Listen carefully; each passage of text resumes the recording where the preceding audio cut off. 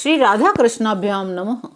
भगवान श्री कृष्ण की कथाओं का आश्रय लेने वाले भक्तजनों, मैं संध्या रानी महात्मा वेद व्यास जी एवं गुरुजनों की आज्ञा से श्रीमद् भागवत महापुराण के दशम स्कंद के 54वें अध्याय को प्रारंभ करती हूँ। अध्याय 54 शिशुपाल के साथी राजाओं की और रुक्मी की हार तथा श्री कृष्ण रुक्मिणी विवाह।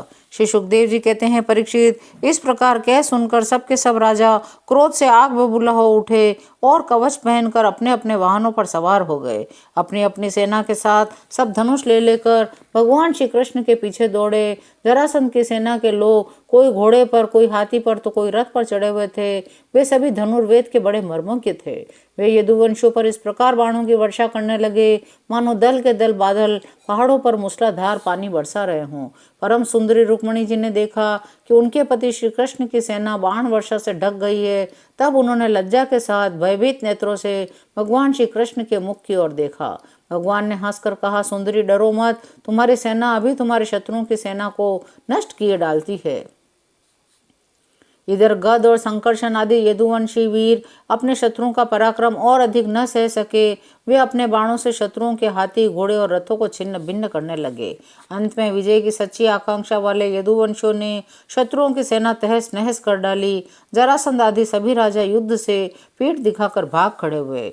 उधर शिशुपाल अपनी भावी पत्नी के छिन जाने के कारण मरणासन्न सा हो रहा था। न तो उसके हृदय में उत्साह रह गया था, न तो शरीर पर कान थी। उसके पास जाकर जरासंध कहने लगा, शिशुपाल जी, आप तो एक श्रेष्ठ पुरुष हैं, ये उदासी छोड़ दीजिए। कोई भी बात सर्वदा अपने मन के अनुकूल ही हो या प्रतिकूल ही हो, इस संबंध में कुछ स्थिरता किसी भी प्राणी के जीवन में नहीं देखी जाती। देखिए, श्री कृष्ण ने मुझे 23 अक्षौणी सेनाओं के साथ 17 बार हरा दिया। मैंने केवल एक बार 18वीं बार उन पर विजय प्राप्त की। फिर भी इस बात को लेकर मैं न तो कभी शोक करता हूँ, न तो कभी हर्ष, क्योंकि मैं जानता हूँ प्रारब्ध के अनुसार काल भगवान इस चराचर जगत को झकझोरते रहते हैं। परीक्षित, जब मित्रों ने इस प्रकार समझाया, तब चेदीराज शिशुपाल अपने अनुयायियों के साथ अपनी राजधानी को लौट गया। उसके मित्र राजा भी, जो मरने से बच गए थे, अपने अपने नगरों को चले गए। रुक्मिणी जी का बड़ा भाई रुक्मी भगवान श्री कृष्ण से बहुत द्वेष रखता था। उसको ये बात बिल्कुल सहन नहीं हुई कि मेरी बहन को श्री कृष्ण हर ले जाएं, राक्षस रीति से बलपूर्वक उसके साथ विवाह करें।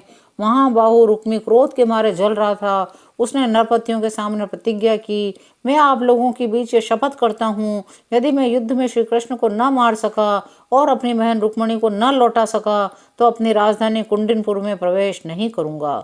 यह कहकर वह रथ पर सवार हो गया और सारथी से बोला, जहाँ कृष्ण हो वहाँ शीघ्र से शीघ्र मेरा रथ ले चलो, आज मेरा उसी के साथ युद्ध होगा। परीक्षित, रुक्मी की बुद्धि बिगड़ गई थी। वह भगवान के तेज प्रभाव को बिल्कुल नहीं जानता था। इसी से इस प्रकार बहक बहक कर बातें करता हुआ कृष्ण को ललकारने लगा। खड़ा रहे, खड़ा रहे। उसने अपने धनुष को बलपूर्वक खींचकर भगवान श्री कृष्ण को 3 बाण मारे। एक क्षण मेरे सामने ठहर तो जा, यदुवंशियों के कुल कलंक। जैसे कौवा होम की सामग्री चुरा कर उड़ जाए, वैसे ही तू मेरी बहन को चुरा कर कहाँ भागा जा रहा है। देख, जब तक मेरे बाण तुझे धरती पर सुला नहीं देते, उसके पहले इस बच्ची को छोड़कर भाग जा। रुक्मी की बात सुनकर भगवान श्री कृष्ण मुस्कुराने लगे। उन्होंने उसका धनुष काट डाला, उस पर 6 बाण छोड़े। तब रुक्मी ने दूसरा धनुष उठाया, श्री कृष्ण को 5 बाण मारे। इस प्रकार उन दोनों में कई देर तक युद्ध चलता रहा। जब भगवान ने देखा रुक्मी मुझ पर चोट करना चाहता है, तब उन्होंने अपने बाणों से उसकी ढाल तलवार को तिल तिल करके काट दिया और उसको मार डालने के लिए हाथ में तीखी तलवार निकाल ली। जब रुक्मिणी जी ने देखा ये मेरे भाई को मार ही डालना चाहते हैं, तब वे भय से विह्वल हो गई। अपने प्रियतम पति भगवान श्री कृष्ण के चरणों पर गिरकर करुण स्वर में बोली, देवताओं के भी आराध्य देव जगतपते, आप योगेश्वर हैं, परंतु आप कल्याण स्वरूप भी हैं। आप परम बलवान हैं। आपकी इच्छाओं को कोई नहीं जान सकता। प्रभु, मेरे भाई को मारना आपके योग्य काम नहीं है। रुक्मिणी जी का एक एक अंग भय के मारे थरथर कांप रहा था। शोक की प्रबलता से मुंह सूख गया था। वे भगवान के चरण कमल पकड़े हुए थी। उन्होंने रुक्मी को मार डालने का विचार छोड़ दिया। फिर भी रुक्मी उनके अनिष्ट की चेष्टा से विमुख न हुआ। तब भगवान श्री कृष्ण ने उसको उसी के दुपट्टे से बांध दिया। उसकी दाढ़ी, मूछ, केश कई जगह से मूंड कर उसे कुरूप बना दिया।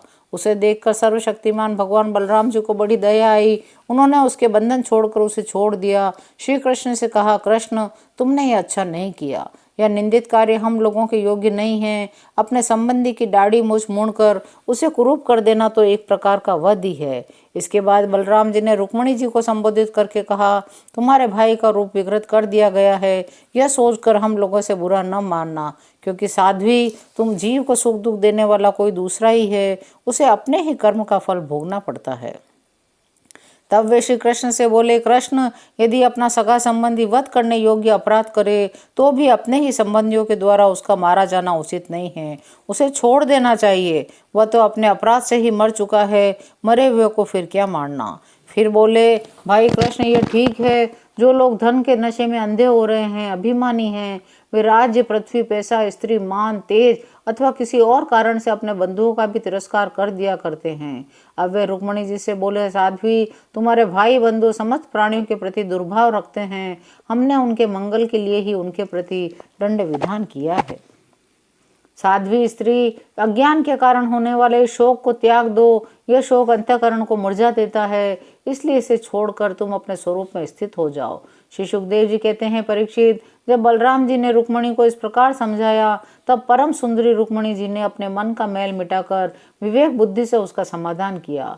रुक्मी की सेना और उसके तेज का नाश हो चुका था, केवल प्राण बच रहे थे। अतः उसने अपने रहने के लिए भोजकट नाम की एक बहुत बड़ी नगरी बसाई। उसने पहले ही यह प्रतिज्ञा कर ली थी कि दुर्बुद्धि कृष्ण को मारे बिना, अपनी छोटी बहन को लौटाए बिना मैं कुंडिनपुर में प्रवेश नहीं करूंगा। इसलिए क्रोध करके वे कुंडिनपुर न जाकर के वहीं रहने लगे। भगवान श्री कृष्ण ने इस प्रकार सब राजाओं को जीत लिया। विदर्भ राजकुमारी रुक्मणी जी को द्वारका में लाकर उनका विधि पूर्वक पाणी ग्रहण किया। उस समय द्वारकापुरी में घर घर बड़ा ही उत्सव मनाया जाने लगा।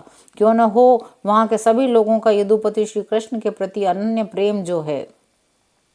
उस समय द्वारका की अपूर्व शोभा हो रही थी। जल भरे कलश, अर्गजा, धूप की सुगंध, दीपावली से बड़ी ही विलक्षण शोभा हो रही थी। मित्र नरपति आमंत्रित किए गए थे।